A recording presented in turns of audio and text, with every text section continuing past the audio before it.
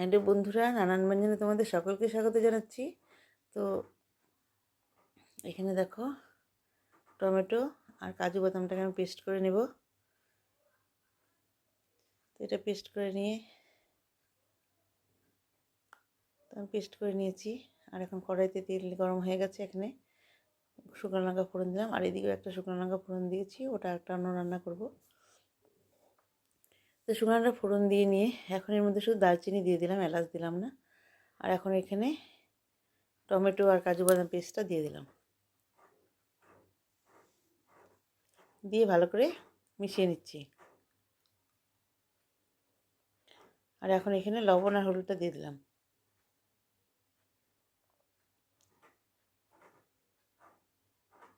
তো লবণ হলুদ দিয়ে ভালো করে মিশিয়ে নিচ্ছি।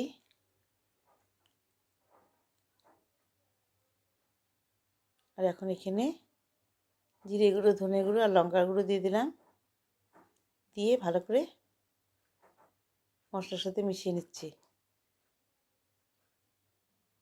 নিয়ে ভালো করে একটু কষিয়ে নিচ্ছি মশলাটাকে।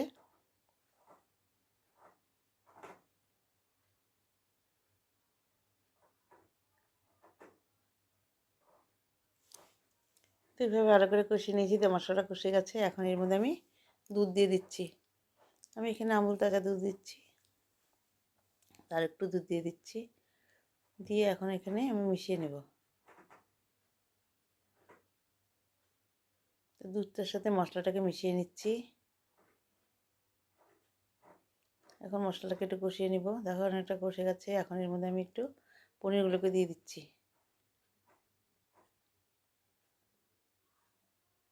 তো আজকে ফ্রাইডে, সেজন্য নিরামিষ রান্না। তো এইভাবে ভালো করে একটু ফুটিয়ে নিয়ে এখন এর মধ্যে বাটার দিয়ে দিচ্ছি। তো পরে আমি আরেকটু বাটার দিয়েছিলাম।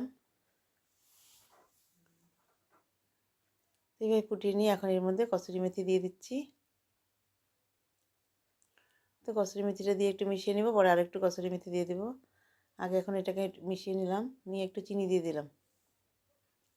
তো এইভাবে আমার রান্নাটা প্রায় হয়ে গেল। তো নতুন বন্ধুরা, তোমরা যদি দেখে থাকো তাহলে প্লিজ একটু কমেন্টস করে পাশে আসবে, সাবস্ক্রাইব করে দেবে। আর এখানে এটা নিরামিষ সস। এখন আমি এখানে সসটা দিয়ে দিচ্ছি।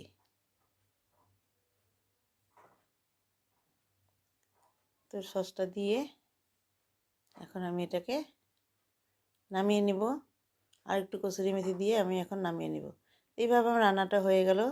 আর পুরনো বন্ধুরা, তোমরা কিন্তু আমার পাশে থেকো। এখন আমি এটাকে নামিয়ে নিব।